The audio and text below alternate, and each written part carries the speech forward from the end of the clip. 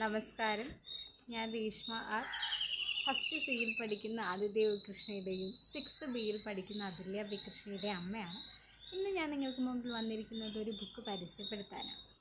ശിവാജി സാവന്ത് എഴുതിയ മൃത്യുഞ്ജയ എന്ന മറാത്തി നോവലിൻ്റെ മലയാള പരിഭാഷ. കർണൻ എന്ന ബുക്കിനെ കുറിച്ചാണ് ഞാൻ പറയാൻ പോകുന്നത്. ഡോക്ടർ പി ടി ചന്ദ്രനും ഡോക്ടർ ടി ആർ രാജശ്രീയുമാണ് കർണൻ എഴുതിയിരിക്കുന്നത്. മഹാഭാരതത്തിലെ ഏറ്റവും പ്രധാനപ്പെട്ട ഒരു കഥാപാത്രമാണ് കർണൻ എന്ന് പറയുന്നത്, അല്ലേ? കർണൻ്റെ കുട്ടിക്കാലം മുതൽ അല്ലെങ്കിൽ ജനനം മുതൽ മരണം വരെയുള്ള കഥയാണ് ഇതിൽ പറയുന്നത്. 9 അധ്യായങ്ങളിലൂടെ പോകുന്നുണ്ട്. 9 അധ്യായങ്ങളാണ് ഈ ബുക്കിലുള്ളത്.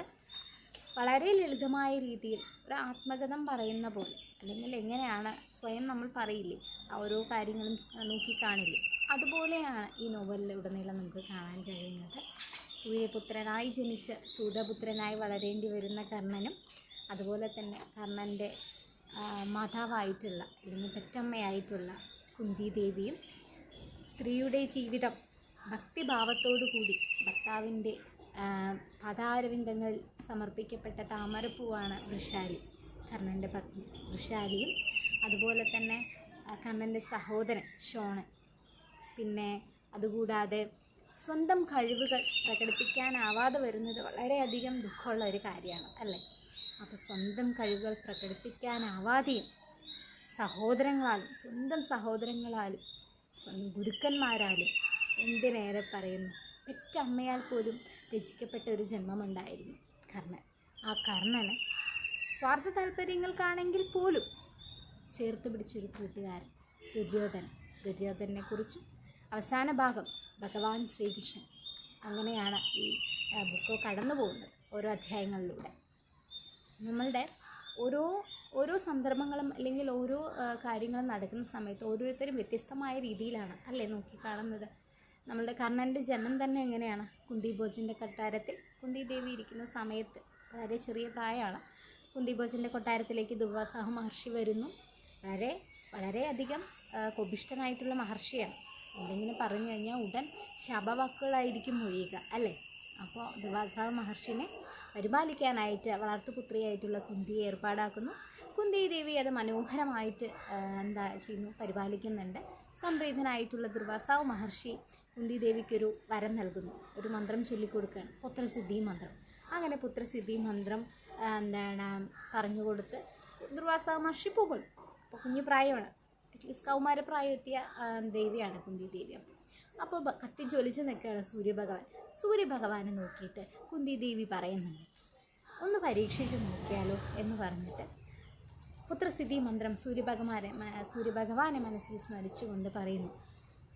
ഉടൻ സൂര്യഭഗവാൻ പ്രത്യക്ഷപ്പെടുന്നു, കുന്തി ദേവിയിൽ ഒരു പുത്രന് ജന്മം കൊടുക്കുന്നു. എന്നിട്ടോ കുന്തി ദേവി എന്ത് ചെയ്യും? കുന്തി ദേവിയുടെ കല്യാണം കഴിഞ്ഞിട്ടില്ല, വളരെ ചെറിയ പ്രായമാണ്. അപ്പോൾ തോഴിയായിട്ടുള്ള ധാത്രിയെ വിളിക്കുന്നു. ധാത്രിയെ വിളിച്ചിട്ട് വിഷം വാങ്ങിത്തരാനാണ് പറയുന്നത്. ഈ ജന്മം ഇവിടെ ഒടുങ്ങട്ടെ, ഇവിടെ അവസാനിക്കട്ടെ എന്ന് പറഞ്ഞിട്ട് ഒരുപാട് വാക്ക് തർക്കത്തിനൊടുവിൽ കുഞ്ഞിനെ എടുത്ത് കവചകുണ്ഡലധാരിയായിട്ടുള്ള കർണനെ എടുത്തുകൊണ്ട് ധാത്രി പോവുകയാണ്. എന്നാണ് അവസാനമായി ധാത്രിയെ കുന്തിദേവി കാണുന്നത്. വളരെയധികം വികാരഭരിതമായിട്ടുള്ള സിറ്റുവേഷനാണ് ഇതൊക്കെ, അല്ലേ? വളരെ മനോഹരമായി, വളരെ ലളിതമായിട്ടുള്ള രീതിയിൽ നമുക്ക് പറഞ്ഞു തരുന്നുണ്ട്. അങ്ങനെ നദിയിൽ ഒഴുക്കി വിടുകയാണ് ധാത്രി. ആ നദിയിൽ നിന്നും തേരാളിയായിട്ടുള്ള അതിരഥനും രാധയാണ് കർണനെ എടുത്ത് വളർത്തുന്നത്. അച്ഛനും വളർത്തമ്മയാണ് അതിരഥനും രാധയും, അല്ലേ? ഒരുപാട് ഒരുപാട് കഷ്ടതകളും അല്ലെങ്കിൽ കർണൻ്റെ ദുഃഖവും ദീനതയും ഒക്കെ നമുക്ക് ഇതിൽ കാണുന്നുണ്ട്. പക്ഷെ അത് മാത്രമല്ല, ദാനവും ശൂരതയും അതുപോലെ തന്നെ കർണൻ്റെ ഒരു വ്യക്തിത്വം, ഒരു സാമർഥ്യം, പ്രതികൂല സാഹചര്യങ്ങളോട് നേരിട്ട് ഒരു വീരനായിട്ട് തന്നെ നമുക്ക് ജീവിച്ച് കാണിക്കുന്നുണ്ട് കർണൻ, അല്ലേ? എന്ത് ഭംഗിയായിട്ടാണ്! ഒരുപാട് എല്ലാവിടുന്നും അവഗണനകളും ഒക്കെ ഉണ്ടായിട്ട് കൂടി നേരിട്ട് ജീവിതം അർത്ഥവത്താക്കിയിട്ടുള്ള ഒരു മഹാപുരുഷനായിരുന്നു കർണൻ എന്ന് നമുക്ക് ഈ നോവലിലൂടെ കാണാൻ കഴിയും. സത്യത്തിൽ മഹാഭാരതത്തിലെ ഒരു നായകൻ എന്ന് പറഞ്ഞു കഴിഞ്ഞാൽ നമുക്ക് ഈ ബുക്ക് വായിച്ചു കഴിയുമ്പോൾ തോന്നും കർണനാണ് എന്നുള്ളത്. തൻ്റെ പുത്രന്മാരോടുള്ള തൻ്റെ പുത്രന്മാരുടെ ജീവനറ്റ ശരീരം കാണാൻ ഇടവരുന്ന കർണൻ തൻ്റെ സഹോദരൻ്റെ മരണം കാണുന്ന കർണൻ അല്ലേ, സഹോദരനെയൊക്കെ ഒരുപാട് ഇഷ്ടമാണ്, മരണം കാണുന്ന കർണൻ, അങ്ങനെ ഒരുപാട് തൻ്റെ ജന്മരഹസ്യം അറിയുന്ന കർണൻ, അങ്ങനെ ഒരുപാട് വികാരഭരിതമായിട്ടുള്ള കാര്യങ്ങളൊക്കെ ഈ നോവലിലൂടെ കടന്നു പോകുന്നുണ്ട്. കഥാന്ത്യത്തിൽ വൃഷാലി കർണൻ്റെ ചിതിയിലേക്ക് എടുത്തു ചാടുന്നൊരു രംഗമൊക്കെ ഉണ്ട്. കർണൻ എങ്ങനെയാണ് മരിക്കുന്നത്? സത്യത്തിൽ എന്താ പറയുക, ഒരു ചതിയിലൂടെയാണ് കർണൻ മരിക്കുന്നത്. രഥം താഴുന്നു, ചെളിയിൽ പൂന്തുന്നു, ആയുധമില്ലാത്ത കർണനെ അല്ലേ, ശ്രീകൃഷ്ണ ഭഗവാൻ കൂടെ നിന്ന് ആയുധമില്ലാത്ത കർണനെ ശരം അയച്ചുകൊണ്ട് അർജുനൻ കൊല്ലുക ചെയ്യുന്നത് അല്ലേ.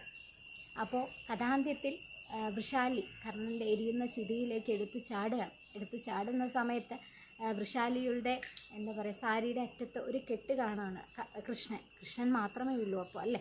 കർണൻ്റെ കുതിരയും അതുപോലെ തന്നെ കൃഷ്ണനും മാത്രമാണ് അവിടെ ഉള്ളത്. വൃഷാലി ചാടി ആ സാരിയുടെ തുമ്പത്തുള്ള ആ ചേലയുടെ തുമ്പത്തുള്ള കെട്ടഴിച്ചു നോക്കുമ്പോൾ കർണനും വൃഷാലിയും ആദ്യമായി കണ്ട ആ ഒരു ഓർമ്മ, പൊട്ടിയ മൺകലത്തിൻ്റെ ഓർമ്മയ്ക്ക് വേണ്ടിയിട്ട് സൂക്ഷിച്ചു വെച്ചതായിരുന്നു അത്.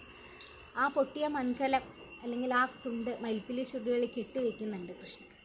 അവസാനം കൃഷ്ണൻ ഇതെല്ലാം കഴിഞ്ഞ് നിൽക്കുന്ന സമയത്ത് ദൂരെ നിന്നും ഒരു 5 പന്തങ്ങൾ നടന്നു വരുന്നതായി കാണിച്ചുകൊണ്ടാണ് ഈ കഥ അവസാനിക്കുന്നത്. ആരാ 5 പന്തങ്ങൾ അല്ലേ? ആരാ? പാണ്ഡവപുത്രന്മാർ അല്ലേ, 5 പേര്. അവർ വരികയാണ്.